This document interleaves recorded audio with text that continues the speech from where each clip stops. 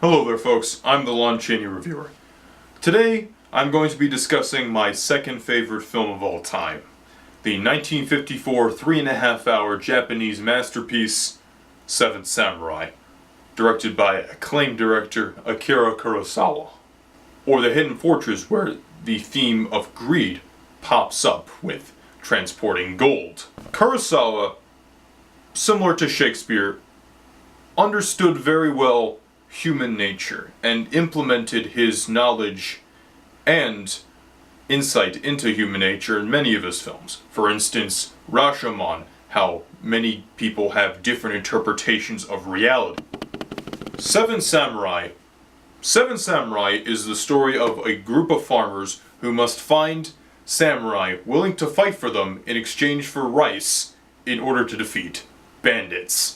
This story formula has been replicated many times in The Magnificent Seven, Samurai 7, The Dirty Dozen, and possibly most recently, The Avengers. What makes Seven Samurai a very interesting film are the characters. The characters are incredibly compelling and interesting characters. Kanbei. You have Kanbei, the samurai leader, who seems like he is the most experienced samurai, but at the same time, he's lost most of his battles. It's just an accident that he lived. And the farmers don't have anything to compare him to, so they think, you know what? He's a great samurai, let's get him. Katsushiro, the young and inexperienced, naive samurai, who thinks, gee whiz, I'm gonna become a samurai and be great and famous and fight many battles. And boy is he wrong. Gorobei is essentially the second in command for Kanbei, who helps plan the strategies and is a very good bow and arrow archer. And his opening scene is rather interesting because you see him almost enter the room, but he doesn't enter knowing that Katsushiro has a large stick that's waiting to hit him in the head. And that proves to Kanbei that this is a good samurai. Shishinroji is a great character because, well, he's known Kanbei and is very similar to Kanbei in the sense that, you know, one or more battles not going to make him great or anything. And like Kanbei, he's lived by accident. Heihachi is the comedic relief. He's a character that is incredibly likable and cracks most of the jokes in the film. Kyozo. Now, Kyozo's the only character who is really what you would expect him to be. He's a samurai, he doesn't really stray off what he's supposed to do, and he's really awesome. He's a great swordsman, and even in a draw against some bum samurai, he's just like, I won. And it's not that he's cocky, it's just that he knows that he's won. He knows his skill is that perfect. And, of course, Kikuchiyo, played by the great Toshiro Mifune, one of my favorite actors of all time. This is a great character because he starts out as that annoying character. You think, oh god, I have to spend 3.5 hours with this loser? And then, at a certain point, roughly around the hour and a half point, you realize, you know what? He might be the most understanding character in this film. He's essentially the middle ground. Kikuchiyo is essentially part of both the samurai and the farmers. He's probably the only member who can truly relate to both levels and understands the pros and cons of each. But we also have other interesting farmer characters, which is a compliment to Kurosawa and the other writers. For instance, we have Farmer Manzo, who's very protective of his daughter, so much so that he forces his daughter to shave her hair, so that way she will not get potentially raped by the samurai, and that way they'll mistake her for being a boy. And he just doesn't trust samurai in general. He thinks that the whole samurai thing is a bad idea to begin with.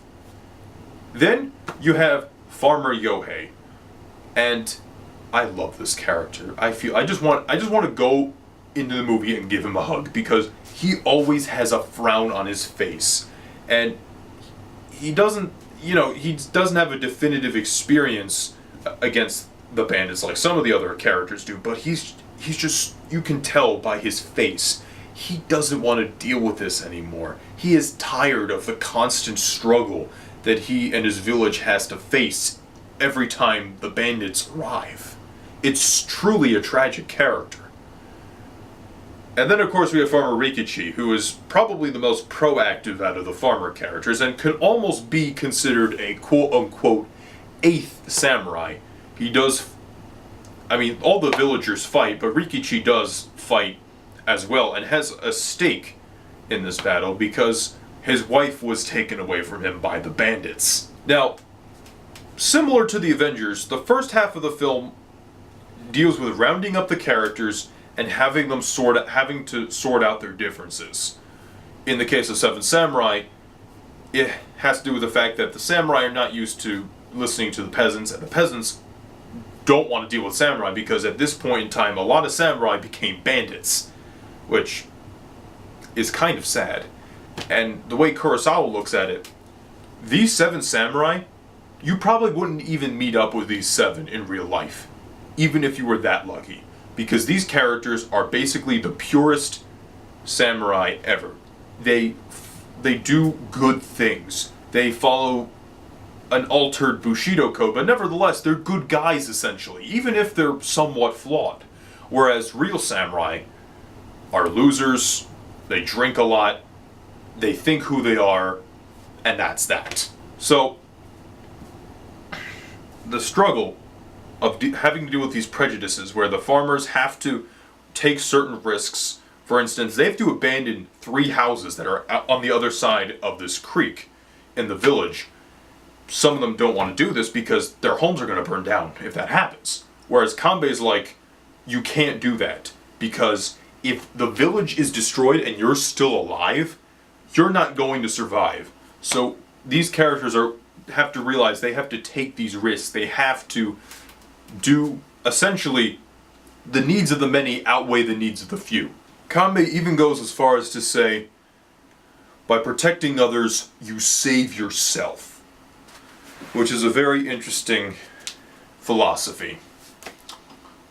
Another one of my favorite lines in the film dealing with warfare is basically when Shishinroji tells the farmers, you have to run to attack and run to retreat. When you can't run anymore, you die. I have to talk about the end sequence of this film. At the end of the Avengers and Seven Samurai, there is a final battle sequence that is the ultimate battle, essentially. This determines everything. In the Avengers, it's a very standard, almost Transformers-esque battle. It's entertaining and amusing, but it's nothing spectacular. Whereas Seven Samurai is one of the most well-choreographed, well-executed, and well-performed battles I've ever seen in any film. Especially when you consider the fact that these characters are in the mud, in the rain, and this was right after a snowstorm happened. And in the words of Toshiro Mifune, I never been so cold in my life. There's a lot of use of the Sir Eisenstein cutting. There's wipes, similar to what George Lucas does in the Star Wars films. Obviously pointing to Lucas's influence from Star Wars. And this battle sequence, what I really love about it, it's not a, oh yeah, this is awesome, pow pow. I mean, yeah, you're cheering for the samurai and the farmers, but it's not a happy battle. This is the type of battle where men are dying in the mud, in the rain, in the most unpleasant and uncompromising circumstances, just to attempt to fend off these bandits. The bandits you even feel bad for because there's a certain point where the bandits are starting to lose faith in this, attacking this village, and some traitors are running off and a gunman is sniping them, basically. Now this is the spoiler section, so stop here. I will continue on at another point and basically describe the rest of the film as a sum up. At the end of Seven Samurai, only 3 of the samurai live: Katsushiro, Kanbei, and Shishinroji. Heihachi, Gorobe, Kyozo, and Kikuchiyo are all killed by guns, implementing the theme that The samurai are a class that's over. They're useless and they're done with. But what about the farmers? Kanbei says the line, "The farmers have won." And that's a very true line because the farmers, yes, they're weak, and yes, they need help, but you know what? They're going to live longer than the samurai. You will always need people making food, whereas you do not need a warrior class. You don't. It's a ridiculous idea when you think about it. I mean, a class of people that can do things and they get money. I mean, it's not that simple, but why do you need that class in the first place? It almost seems kind of useless. You know, after a certain period of time, of course, but still, what's the point? Making the ending of Seven Samurai one of the most bittersweet endings in any movie. I also forget to mention the music. The music works very well. There are certain instances of Mickey Mousing, but I don't mind Mickey Mousing because I think it's rather effective. The main theme of Seven Samurai, which goes na na na na na na na na na na. You know, I don't want to post music right there, but basically, it's a theme that makes you think of the movie. It sounds pretty big, you know, that theme, but at the same time it's a melancholy quality to it. It's rather sad. It knows that at the end of this battle, or at the end of this movie, it's not an entirely happy ending. What do you guys think of Seven Samurai? For me, it is one of my favorite films of all time. Number 2. This film is so incredible. It's incredibly moving, it's funny, there are romantic parts in the film, some great action scenes, and a great cast. Like I said earlier, Toshiro Mifune, needless to say, is one of the finest Japanese actors to ever live. And Takashi Shimura, who also played in Godzilla in 1954, gives an incredible performance as a samurai who is really just tired of fighting. He doesn't want to do this anymore. It's disillusioned now. So, what do you guys think of this film? And have you seen the film? You can watch Seven Samurai through the Blu-ray or DVD in the Criterion Collection, like I have right here, or Hulu Plus, or iTunes. I'll see you this week because I'm going to be posting a Silent Links episode and Silent Film Saturday episode number 14, Metropolis.